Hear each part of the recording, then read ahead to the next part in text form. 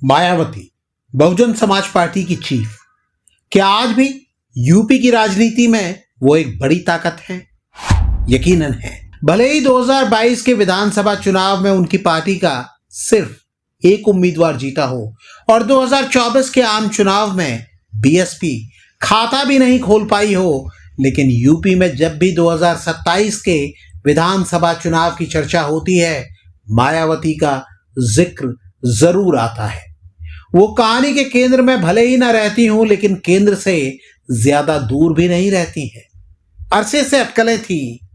2027 में मायावती क्या करेंगी?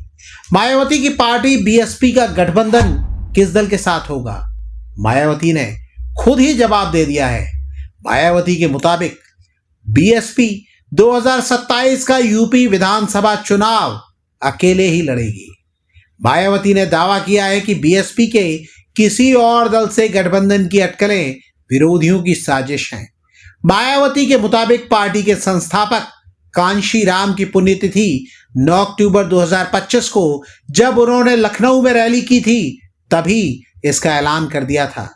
लेकिन गठबंधन न करने के ऐलान के साथ ही सवालों का दौर भी शुरू हो गया है और पूछा जा रहा है कि क्या मायावती आज भी यूपी में सीरियस प्लेयर, यानी क्या वो 2027 के चुनाव को लेकर गंभीर हैं? सवालों की वजह क्या है? वीडियो में इस बारे में विस्तार से बात होगी। अरसे से अटकलें लगाई जा रही थी कि मायावती की बीएसपी असदुद्दीन ओवैसी की एआईएमआईएम के साथ गठजोड़ कर सकती है। किसी वक्त बिहार में ये दोनों पार्टियां एक साथ चुनाव मैदान में उतरी थी। हाल में ओवैसी की पार्टी ने बिहार और महाराष्ट्र में अच्छा प्रदर्शन किया है। फिर अखिलेश यादव ने भी इशारों में अपनी बात कही थी, जिसे कई जानकारों ने मायावती के लिए ऑफर माना था। ये दोनों पार्टियां 2019 के आम चुनाव में साथ आई थी। अखिलेश यादव ने कहा था, बहुजन समाज से पुराना रिश्ता रहा है, अब ये रिश्ता गहरा होता जा रहा है, हम लोगों का मेलजोल बढ़ेगा। कई बार गठबंधन बनते और टूटते हैं, हमें उम्मीद है कि मिलजुल कर उस लड़ाई को और आगे बढ़ाने का काम किया जाएगा। अखिलेश यादव ने बीएसपी या मायावती का नाम नहीं लिया, लेकिन माना गया कि वो संकेत उन्हें ही दे रहे हैं। लेकिन मायावती का जवाब उनकी उम्मीद तोड़ने वाला रहा। मायावती बोली, इन पार्टियों की सोच संकीर्ण और बाबा साहेब डॉक्टर भीमराव आंबेडकर विरोधी है। इनकी बीएसपी से गठबंधन करने की नीति केवल चुनावी स्वार्थ है। मायावती अकेले चलना चाहती हैं, लेकिन वो बिना गठजोड़ के हासिल क्या कर लेंगी? साल 2012 तक यूपी में बीएसपी की पूर्ण बहुमत वाली सरकार थी और मायावती मुख्यमंत्री थी, लेकिन उसके बाद ग्राफ लगातार नीचे गिरा है। साल 2007 में बीएसपी के पास 206 सीटें और 30.4% वोट शेयर था। साल 2012 में बीएसपी चुनाव हारी, सीटें घटकर 80 रह गईं। साल 2014 के लोकसभा चुनाव में मायावती एक भी सीट नहीं जीत सकी। साल 2017 में बीएसपी महज 19 सीटों पर सिमट गई। 2019 में उन्होंने अखिलेश यादव की समाजवादी पार्टी से गठजोड़ किया और लोकसभा में 10 सीटें जीती, लेकिन चुनाव के तुरंत बाद गठबंधन तोड़ दिया। साल 2022 में बीएसपी का सिर्फ एक विधायक जीता और वोट शेयर 13% के करीब रहा। साल 2024 के आम चुनाव में उनका वोट शेयर घटकर करीब 9% के आसपास आ गया और वो कोई सीट नहीं जीत सकी। बीएसपी 2024 के आम चुनाव में नई रणनीति के साथ मैदान में उतरी लग रही थी। मायावती के उत्तराधिकारी, जो उनके भतीजे भी हैं, आकाश आनंद, बीजेपी पर हमलावर थे।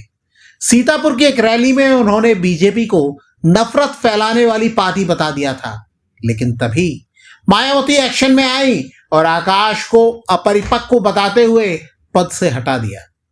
राजनीतिक पंडितों की माने तो मायावती का पार्टी के लिए मैसेज साफ था कि बीजेपी पर तीखे हमलों से बचना है। कई लोग पहले भी बीएसपी को बीजेपी की बी टीम बताते रहे थे।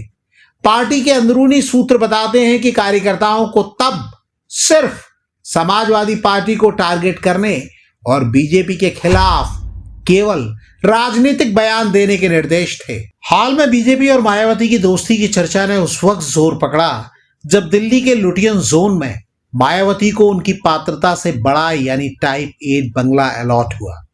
एक राष्ट्रीय पार्टी के अध्यक्ष के तौर पर उन्हें टाइप 6 या टाइप 7 बंगला मिलना चाहिए था। जानकारों का मानना है कि बीजेपी सरकार ने यह बंगला उनकी परोक्ष मदद के लिए शुक्रिया के तौर पर दिया है। हालांकि मायावती ने इस पर सफाई दी कि बीजेपी सरकार ने उन्हें कई बंगले अलॉट किए थे, लेकिन सुरक्षा कारणों से वो नहीं लिए गए। मायावती अकेले चलने की बात कर रही हैं और राजनीतिक विश्लेषक इसे लेकर उनकी गंभीरता को तौल रहे हैं, तो इसकी खास वजह है आजाद समाज पार्टी के चंद्रशेखर आजाद रावण मायावती की बीएसपी का विकल्प बनकर उभर रहे हैं। सांसद बनने के बाद से उन्हें समाज के लोग बहुत गंभीरता से लेते दिख रहे हैं और उनकी पार्टी की रैलियों में खूब भीड़ जुट रही है। मायावती के मुकाबले वो ज्यादा सक्रिय हैं और लोगों का उन तक पहुंचना भी आसान है।